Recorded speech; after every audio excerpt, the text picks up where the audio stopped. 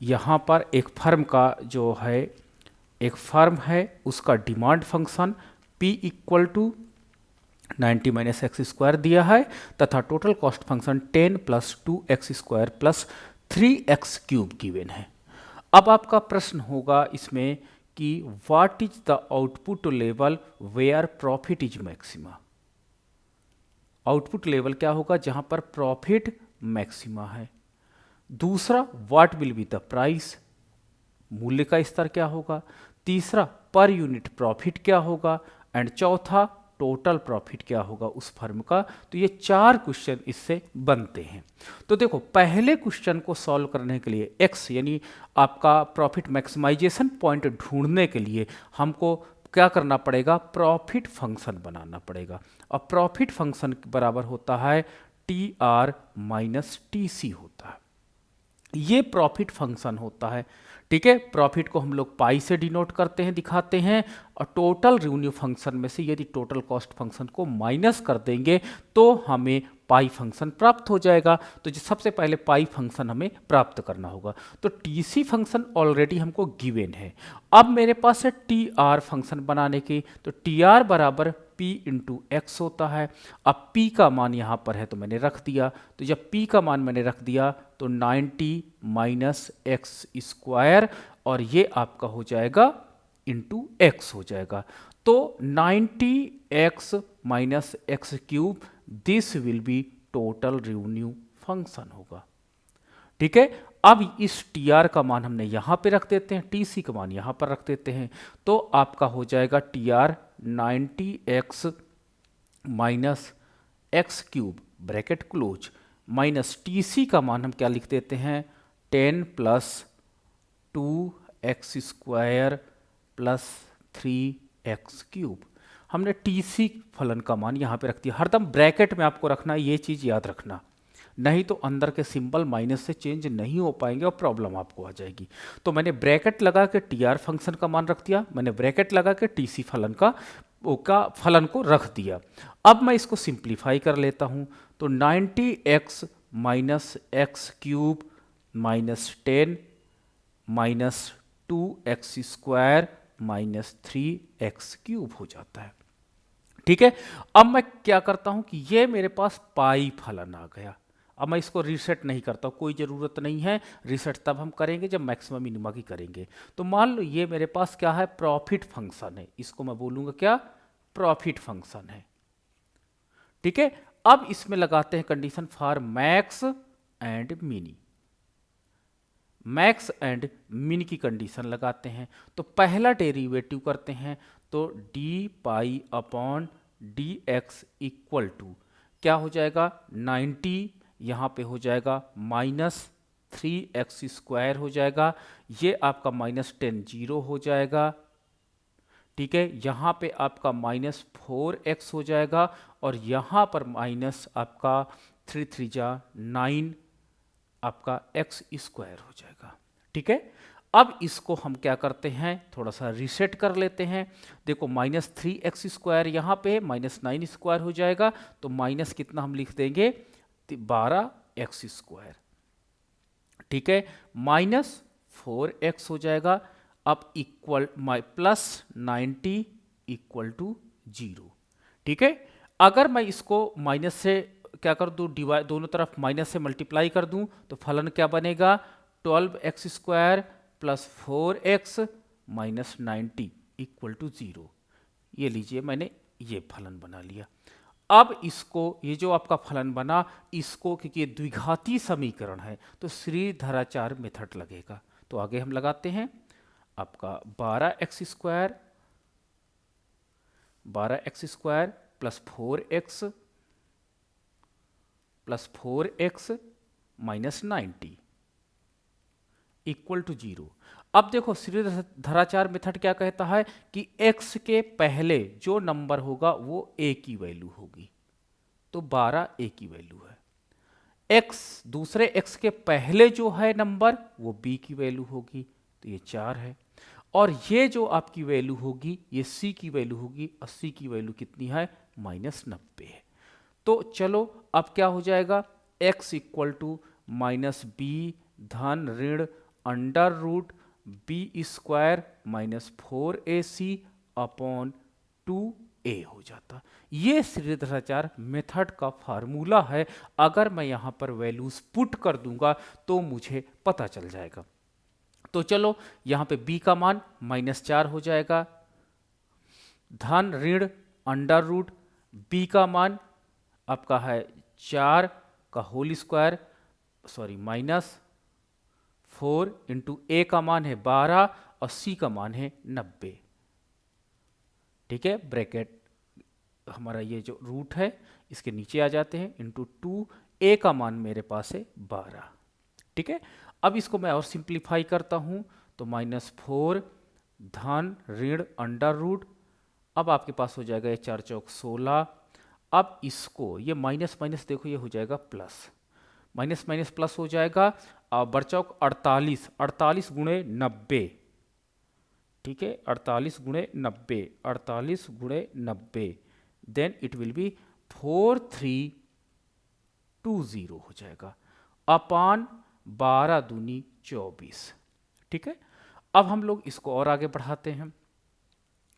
-4 धन ऋण under root आपका हो जाएगा ये 42, 20 में 16 जोड़ दो तो आप इसमें जब 16 ऐड कर दोगे तो आपके पास हो जाता है अंडर रूट आपका 4336 हो जाएगा अपॉन आपका 24 हो जाएगा। अब इसके रूट का मान निकाल लेते हैं, तो इसके रूट का मान कितना होगा, एक मिनट कोई बता सकता है जल्दी?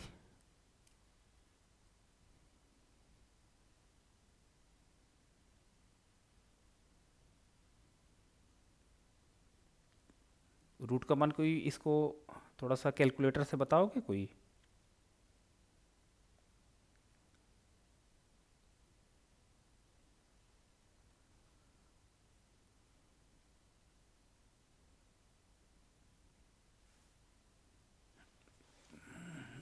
पैंसठ 65.84। कितना, फिर से बोलना। 65.84। रुको, -4 प्लस माइनस और कितना, 65.48 ना? 8.4। अच्छा 8.4, ओके 8.4। ठीक है, ये अपॉन 24। अब देखो यहां पर दो वैल्यूज के साथ काम करेंगे, एक के साथ प्लस के साथ काम करेंगे, एक माइनस के साथ। तो आप यहां पे ऐसे निशान बना लो, तो -4 के साथ आप रखोगे तो -4 प्लस प्लस के साथ मैं काम कर रहा हूं 65.84 बटे 24, और यहां पर माइनस यूज करेंगे तो -4 माइनस 65.84 अपॉन 24। अब देखो ये वैल्यू इकोनॉमिक्स में अप्लीकेबल नहीं होगी क्योंकि ये देखो निगेटिव आएगी। आपको यहां से दिखाई भी पड़ रहा होगा कि -65 में से अगर -4 ऐड कर देंगे तो -69.84 अपॉन 24 है, तो इसको मान निकालेंगे तो कोई निगेटिव वैल्यू वाली आएगी, और इकोनॉमिक्स में एक्स का मान अधिकतर निगेटिव नहीं आता है। अब इसकी वैल्यू पर हम जाते हैं, ये जो आपकी वैल्यू है इसको हम कैलकुलेट करते हैं, तो ये वैल्यू कितनी हो जाएगी, आपका हो जाएगा 61.84 बटे 24। अब इसको डिवाइड करते हैं तो हमारे पास आ जाता है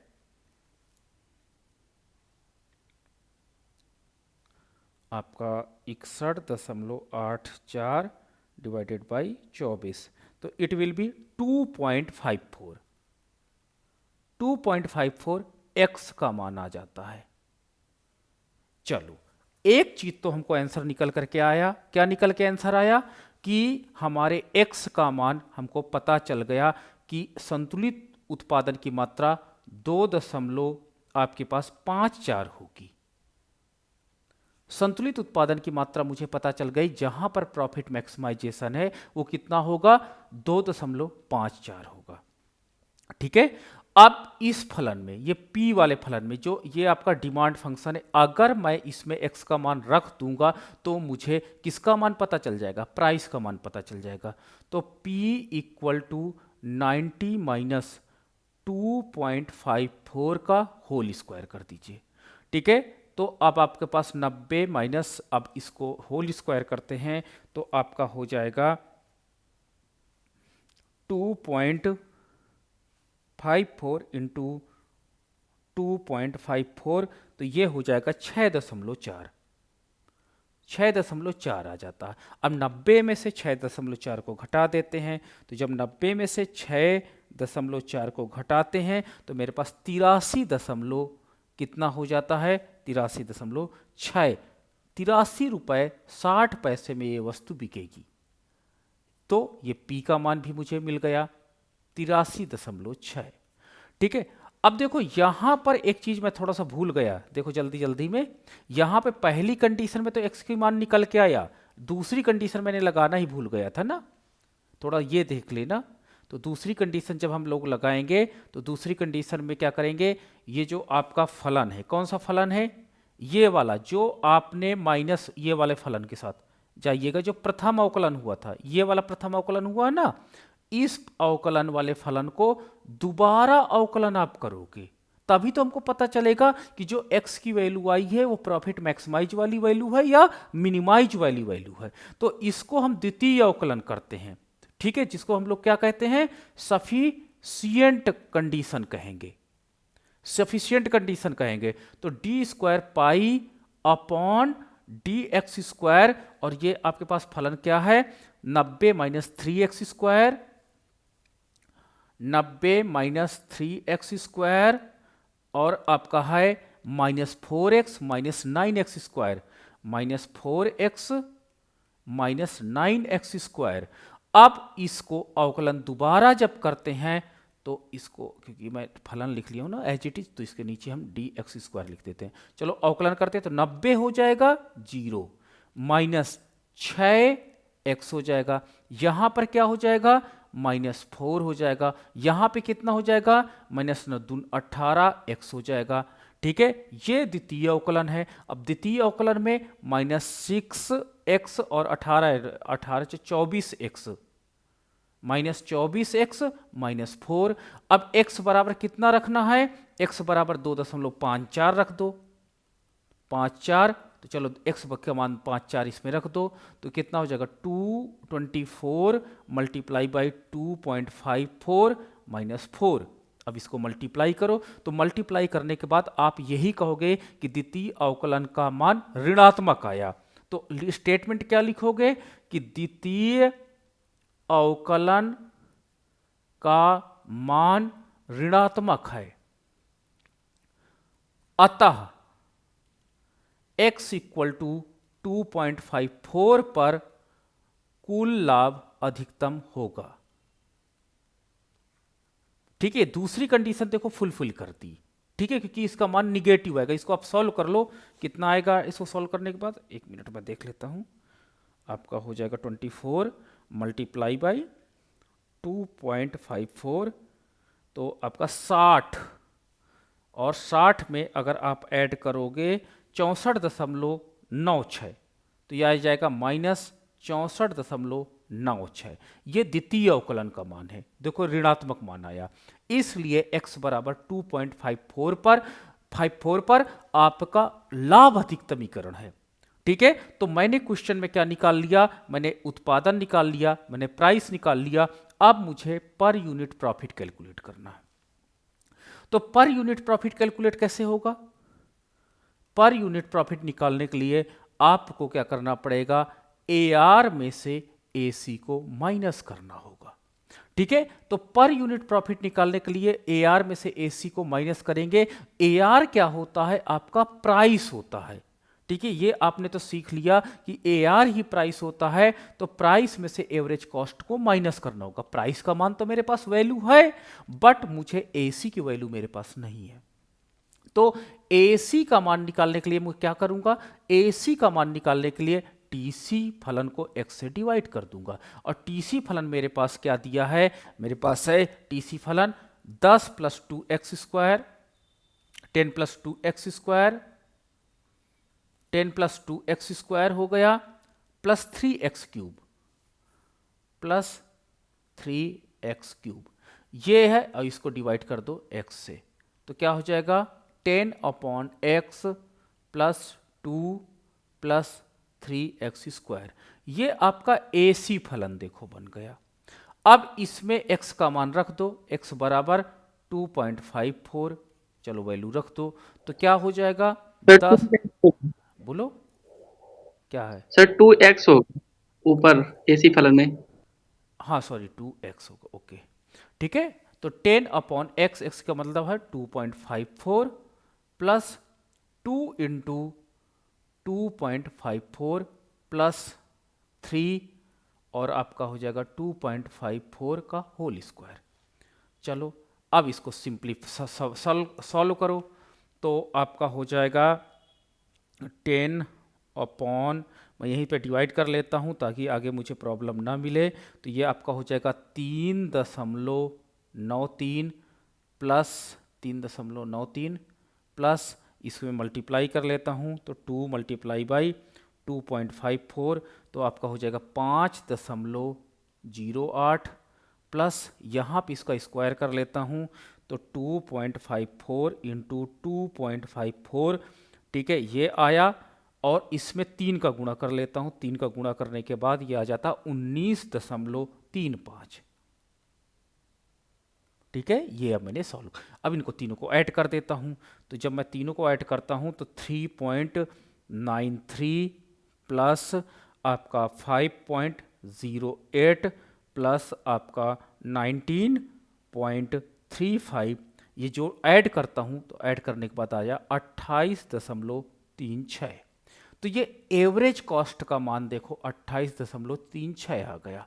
अब यहाँ पे रख देते हैं, तो यहाँ पे प्राइस का मान मेरे पास कितना है 83.60, 83.60 माइनस 28.36, चलो माइनस कर देते हैं, तो आपके पास है 83.60, अब ये हो जाएगा 55.24, ये पर यूनिट प्रॉफिट है। यानी एक इकाई में एक उत्पादक को 55 रुपए 24 पैसे का लाभ हो रहा है, ठीक है। 55 रुपए 24 पैसे का जब लाभ हो रहा है, तो इस प्रकार हमारे पास क्या हो जाएगा, टोटल प्रॉफिट क्या होगा, तो टोटल प्रॉफिट निकालने के लिए पर यूनिट प्रॉफिट को आप क्या करिए, उत्पादन की इकाइयों से मल्टीप्लिकेशन कर दीजिए, ठीक है। पर यूनिट प्रॉफिट को टोटल उत्पादन की इकाइयों से मल्टीप्लिकेशन करेंगे तो आपके पास हो जाएगा 55.24 गुणे 2.54, मल्टीप्लाई करते हैं तो टोटल प्रॉफिट निकल करके आएगा, आपका हो जाएगा 55.24 गुणे आपका हो जाएगा 2.54, इट विल बी 140.30, ये टोटल प्रॉफिट का मान निकल के आ गया, ठीक है।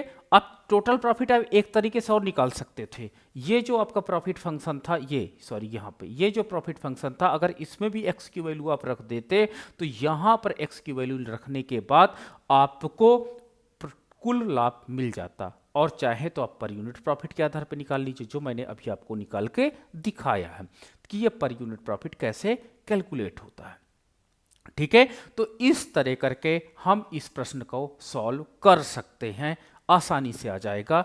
मुझे इसमें तो कुछ